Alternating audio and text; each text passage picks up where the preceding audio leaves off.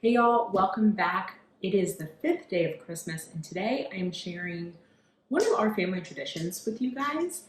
And I think before I started this, I didn't really realize how many of my childhood traditions or my family traditions were actually already pretty appropriate for social distancing or could be easily transformed into something that we could do in the crazy world that is 2020. So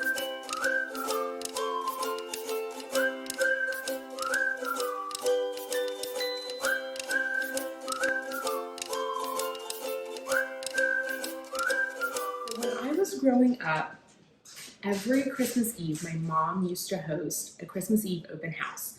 So after church, she would invite everyone over and she would always make a couple of really big pots of chili. She'd have some appetizers and it'd just be a fun evening. It was, all of our friends.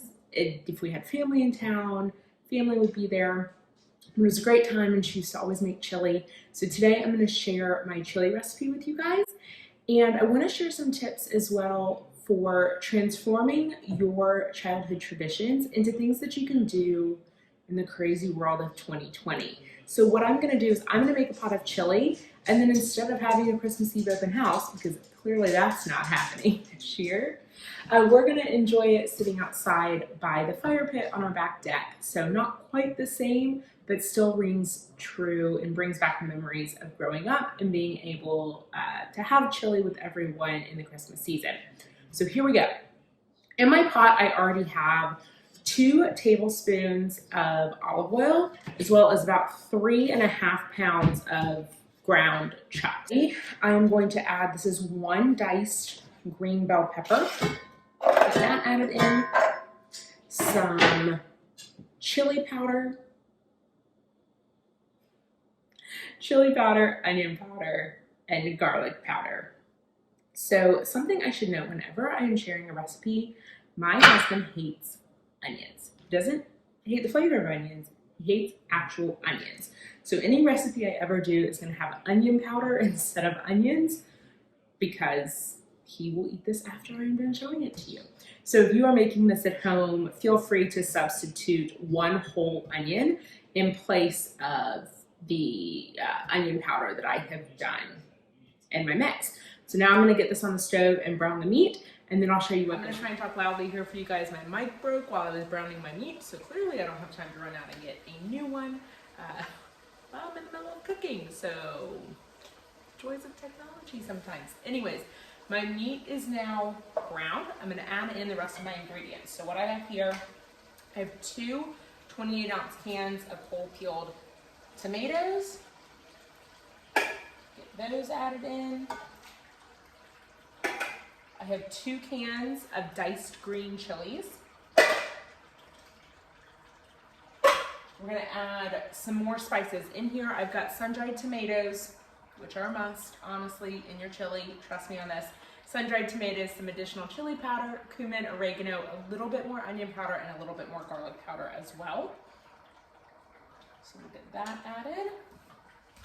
And then I'm going to add 1 cup of beef broth. So you can add water if you don't have beef broth at home. I've done it with water before, it still tastes great. I've also done it with a beer. If you have a brown ale at home, brown ale is really great in it. I just don't happen to have any. So I'm gonna add all of that in, stir it up to combine, turn my heat down low, add the lid, and we're gonna let it simmer for about 3 hours. I'll check on it every so often, stir it up, and in about 3 hours, it'll be ready to go. So we'll check in then.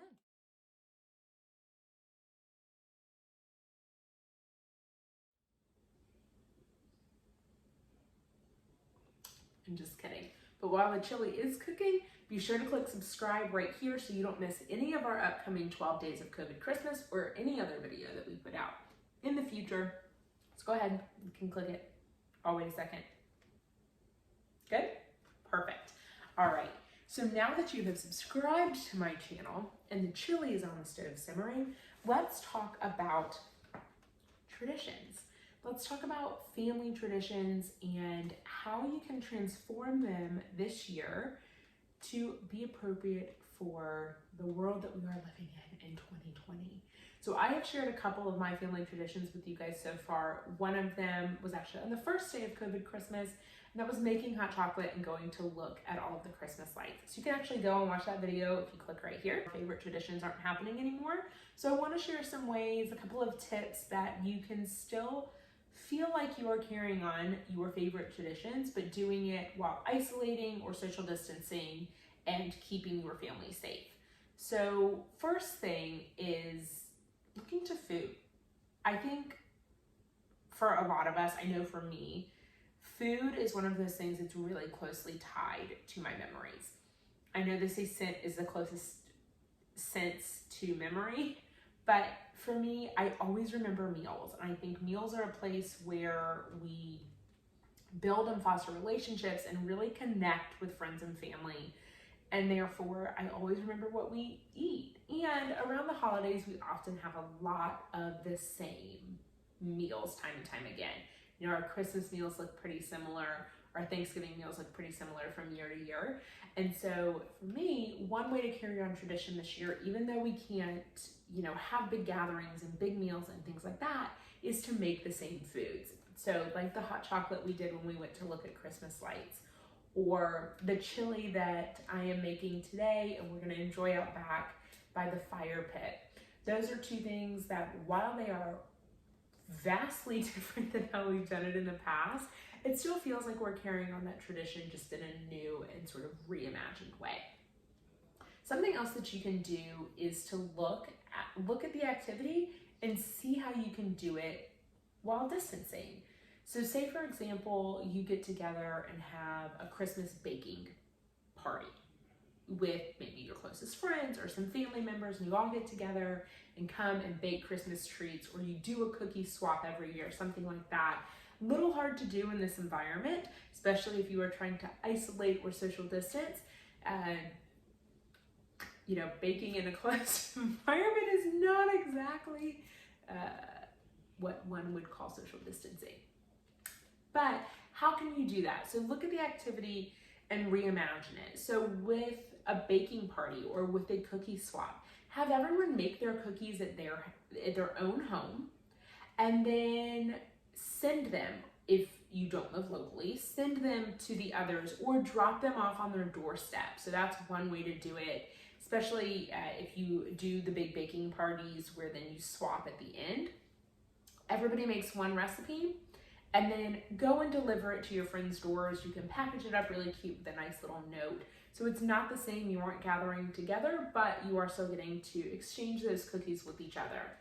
Also look at maybe doing a virtual recipe exchange. So you're sending recipes back and forth versus gathering together and cooking them all. You could also make your cookies over Zoom together. Hop on a group Zoom call, especially if someone has a paid account, and you guys can all bake your recipes at home from the comfort of your own kitchens over Zoom together. While you won't be baking physically together or sharing treats with each other, you will still be able to see them and carry on conversation, and everyone will be doing the same activity at the same time. So that's just one example. I could sit here and give you 100 more, but look at the activity and look at ways that you can reimagine it. So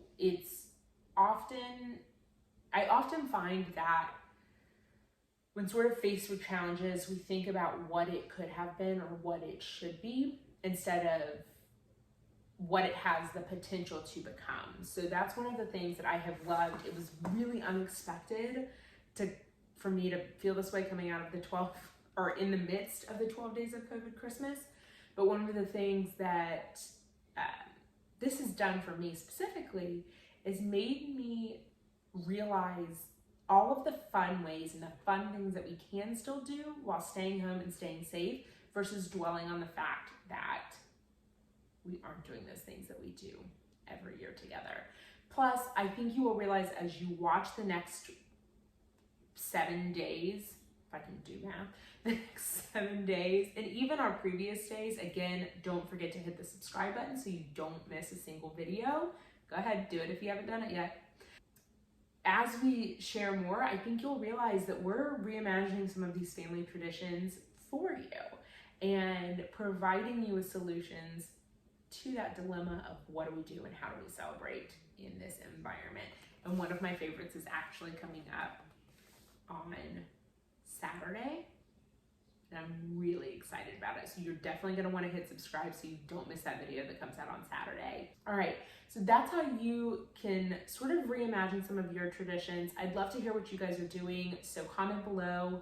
Tell me how you're reimagining some of your family traditions or childhood traditions this year. And maybe if you're adding new traditions, share those also. I'd love to hear what they are. So go ahead and comment below into that. And I think it's just about time to pull the chili off the stove. All right, so it's been about 2.5 hours now. Your chili will want to simmer for about 2.5 to 3 hours before it's done. Mine's been on about 2.5, but what you're really looking for is you want the tomatoes to break down. So those whole tomatoes that you put in there, you want them to be completely broken down. I like mine with still a little bit of chunk, so it's not completely saucy, as you can sort of see on the spoon, if you can see that. There's still little like tomato pieces, but that's what you're looking for. So judge the time based on how quickly it takes your tomatoes to break down. So that's that. Now we're gonna bowl it up, top it with your toppings of choice, and you will be good to go. So thank you guys so much for tuning in. Don't forget to hit subscribe right here so that you don't miss any of the upcoming videos also, and I will see you guys back here tomorrow for the 6th day of Christmas. Almost through. All right, bye guys.